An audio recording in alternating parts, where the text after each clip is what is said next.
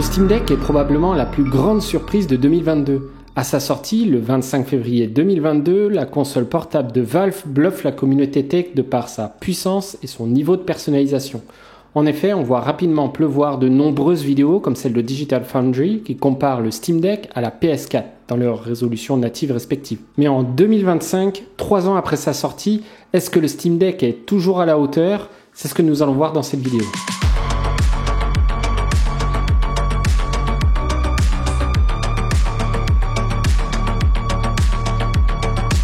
Alors déjà, petit briefing sur le Steam Deck. Il existe deux versions du Steam Deck. La version LCD, qui est la première version du Steam Deck, c'est celui que j'ai depuis plus de 2 ans maintenant, et la version OLED, sortie en novembre 2023. Comme vous pouvez le voir, la mise à jour du Steam Deck de fin 2023 remplace l'écran LCD 60 Hz par un écran OLED HDR 90 Hz.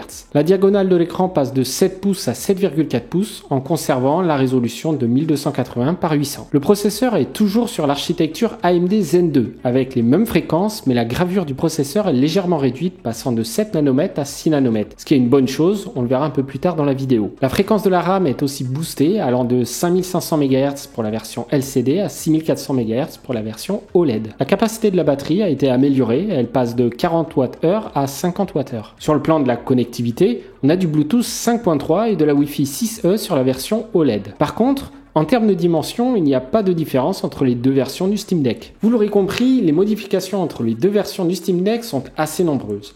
Déjà, l'écran OLED, c'est game changer pour la qualité visuelle avec des noirs plus profonds et des couleurs plus saturées. L'augmentation de la taille de l'écran est toujours agréable, le tout en conservant la même résolution, ce qui est bien joué de la part de Valve, car ça permettra au Steam Deck OLED de ne pas souffrir d'une baisse de performance. Le passage de 60 Hz à 90 Hz est un peu plus subjectif. Factuellement, c'est mieux bien sûr, mais en réalité, ça va énormément dépendre des jeux auxquels vous jouez. Si vous voulez lancer Cyberpunk ou encore No Man's Sky, ça ne sera pas très utile parce que le Steam Deck sera incapable de dépasser les 60 images par seconde quoi qu'il en soit. Par contre, si vous êtes un gros consommateur de jeux indépendants, 2D ou 3D, pas trop gourmand ou que vous aimez jouer à des vieux jeux, ça pourra toujours être un plus. En termes de performance brute maintenant, il n'y a pas énormément de différence entre le Steam Deck OLED et le Steam Deck LCD.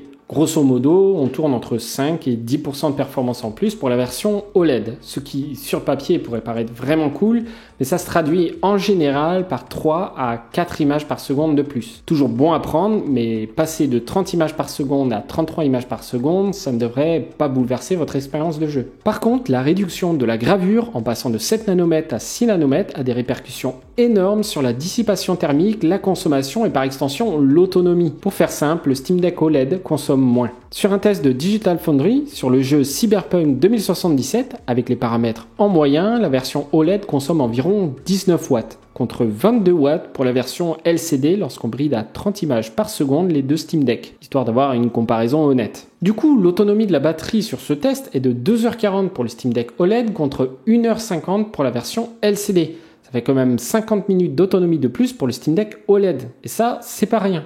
Et dernier point, le Steam Deck OLED est moins bruyant que la version LCD. Étant donné qu'il chauffe moins, le ventilateur n'a pas besoin de tourner aussi vite. Passons maintenant au benchmark.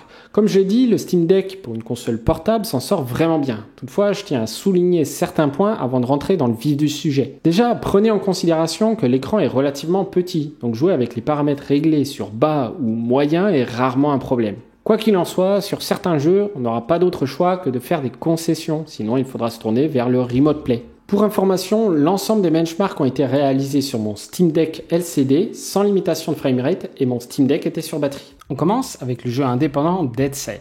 En moyenne, on tourne à 165 images par seconde et en fonction des maps, ça peut varier entre 150 et 200 images par seconde avec les paramètres par défaut, en sachant qu'il n'est pas possible de modifier les paramètres graphiques de ce jeu. Ensuite, on a Warframe, le jeu de Digital Extreme qui affiche 170 images par seconde en moyenne sur des maps fermées en low quality et 129 images par seconde sur des maps ouvertes. J'ai mis pour les graphiques uniquement les framerates pour les maps fermées, dans la mesure où c'est 90% du temps de jeu. Le passage en medium quality fait assez mal en termes de performance. On descend à 92 images par seconde sur des maps fermées et 71 images par seconde sur des maps ouvertes. Lorsqu'on pousse les graphismes en qualité élevée, le Steam Deck affiche 76 images par seconde sur des maps fermées et 41 images par seconde sur des maps ouvertes, ce qui est loin d'être déconnant. Avec l'upscaling d'AMD, le FSR 2.2, Toujours avec les graphismes réglés en élevé, on obtient 93 images par seconde sur les maps fermées et 47 images par seconde sur les maps ouvertes. Path of Exile 2 est le nouveau ARPG de Grinding Gear Game. Son prédécesseur tournait particulièrement bien sur le Steam Deck, malheureusement ce n'est pas le cas du second opus. Le Steam Deck peine à accrocher les 24 images par seconde en moyenne avec les paramètres réglés en low. En plein combat, ça peut même descendre à 15 images par seconde lorsqu'il y a beaucoup de monstres et de sorts affichés à l'écran. Globalement, Path of Exile 2 est injouable sur le Steam Deck, même avec le FSR et tous les paramètres au minimum. Avec les paramètres réglés en médium, sans surprise, on descend à 19 images par seconde et en qualité élevée, 13 images par seconde. Pour rappel, le FSR, c'est la technologie d'upscaling d'AMD qui est la technologie concurrente du DLSS de Nvidia. Kingdom Come Deliverance 2 est déjà pressenti par certains comme le RPG de l'année, voire le GOTY. Concernant les performances, il tourne à 42 images par seconde dans des villages et en pleine nature avec les paramètres au minimum. Malgré le fait d'avoir les paramètres au minimum, le jeu est plutôt joli et rend vraiment très bien sur le Steam Deck. Entre nous, je ne m'attendais pas à le voir tourner aussi bien sur la console de Valve. Avec les paramètres en médium, le jeu descend à 31 images par seconde, ce qui n'est pas mauvais. Il faut quand même se dire que le jeu tourne sur une console portable et que le monde ouvert est vraiment énorme et très détaillé. Pour finir, avec les paramètres en élevé, le Steam Deck est un peu en souffrance avec 20 images par seconde et 26 images par seconde lorsqu'on active le FSR. Passons maintenant à Hades premier du nom. Il tourne à 60 images par seconde. Tout comme Dead Cell, il n'a pas de paramètres configurables. Et il est limité visiblement à 60 images par seconde. Pour ce qui est de No Man's Sky, autre jeu que j'ai adoré sur le Steam Deck, il tourne à 50 images par seconde en moyenne sur les planètes denses en végétation avec les paramètres en low. Lorsqu'on passe les paramètres en medium, le jeu arrive à se maintenir autour des 31 images par seconde. Ça reste globalement jouable dans la mesure où c'est un jeu principalement contemplatif. Avec les paramètres élevés, le Steam Deck commence à souffrir sérieusement et l'expérience n'est pas très agréable. En activant le FSR, l'expérience est plus agréable avec 29 images par seconde en moyenne. Mais visuellement, l'affichage est globalement assez flou. C'est pourquoi je vous conseillerais plutôt de laisser les paramètres en médium pour jouer dans de bonnes conditions. Sachez toutefois que pour les phases dans l'espace, le jeu reste bloqué à 60 images par seconde, même avec les paramètres élevés. Mais la majeure partie du gameplay se passe sur les planètes. Pour le GOTY de 2023 qui est Baldur's Gate 3, c'est un peu plus compliqué parce que la caméra utilisée impacte énormément le nombre d'images par seconde. Pour information, sur les phases d'exploration, j'utilise la caméra à la troisième personne, tandis que pour les phases de combat, j'utilise la caméra dite top-down,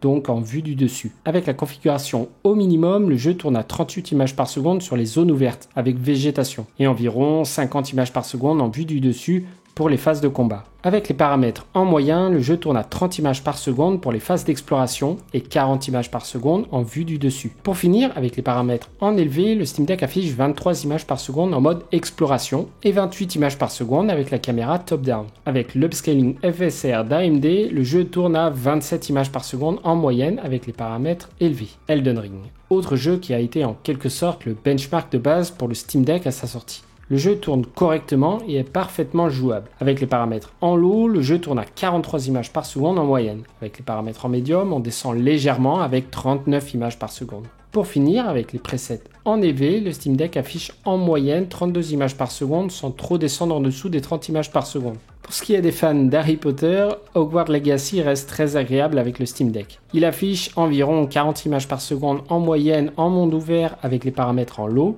et tourne aux alentours des 50 à 60 images par seconde dans les zones fermées comme Poudlard. Avec les paramètres en médium, le jeu descend à 31 images par seconde en moyenne dans le monde ouvert. Pour finir, avec les paramètres réglés sur élevé, le jeu tourne à 20 images par seconde et atteint difficilement les 24 images par seconde si on active le FSR avec le preset Quality. Globalement, le jeu tourne très correctement avec les paramètres en bas et encore une fois, 40 images par seconde sur un petit écran comme le Steam Deck, c'est pas vraiment un souci. Et les paramètres réglés en low sont loin de rendre le jeu moche. Cyberpunk, quant à lui, tourne à 38 images par seconde en qualité minimum, ce qui est honorable, mais les paramètres low réduisent tout de même pas mal l'immersion du jeu, notamment en réduisant énormément la quantité de piétons dans les rues. Cela dit, le jeu reste plutôt jouable avec quelques baisses d'images par seconde pendant les combats, mais descend rarement en dessous des 30 images par seconde. Avec les paramètres en médium, le jeu affiche 31 images par seconde en moyenne dans les rues de Nice City. Pour finir, avec les paramètres en élevé, les jeux descendent à 26 images par seconde avec des baisses jusqu'à 20 images par seconde pendant les combats. En activant l'upscaling d'AMD, le Steam Deck affiche 32 images par seconde en moyenne.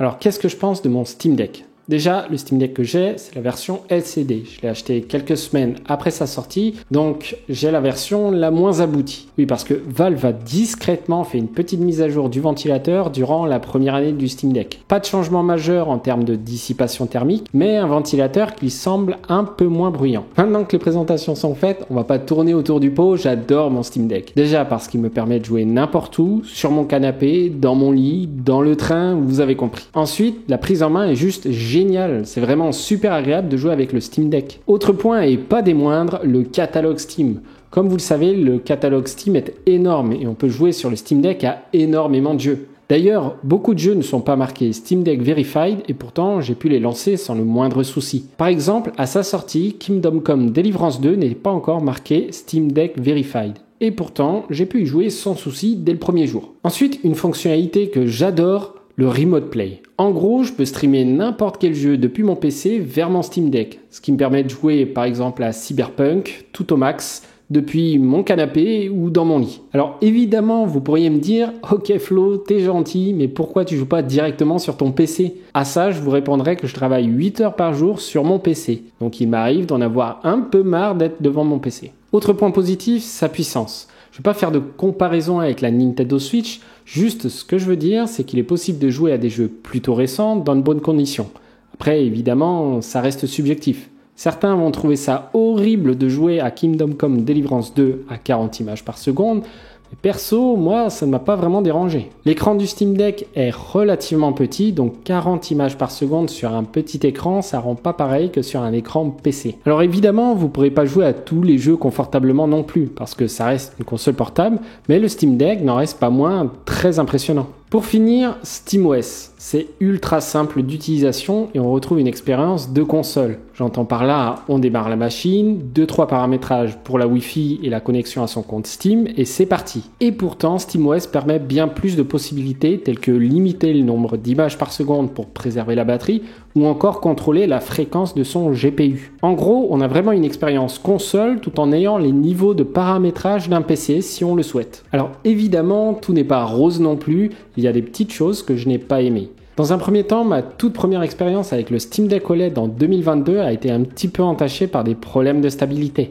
Et ça a été rapidement résolu par Valve en quelques semaines. Ce n'est plus d'actualité, mais je tenais quand même à le souligner étant donné que ça a fait partie de mon expérience. Autre point négatif, le bruit. En fonction du jeu, le Steam Deck LCD peut se montrer vraiment bruyant. En gros, plus le jeu est gourmand, plus le Steam Deck va chauffer et donc être bruyant. C'est logique ? Mais si vous jouez avec votre Steam Deck sur le canapé pendant que votre moitié regarde la télé, il y a moyen qu'elle vous dise d'aller jouer ailleurs. Le remède à ça, c'est le Remote Play. Si vous utilisez le Remote Play, c'est votre PC qui va faire tous les calculs, donc le Steam Deck ne sera que l'interface de stream. Étant donné qu'il sera l'interface de stream, il ne chauffera pas et vous permettra même de jouer plusieurs heures sans souci, vu que le Remote Play ne consomme vraiment pas beaucoup de batterie. Pour rebondir sur le sujet de la batterie, dernier point négatif, l'autonomie. La version LCD a une autonomie vraiment légère.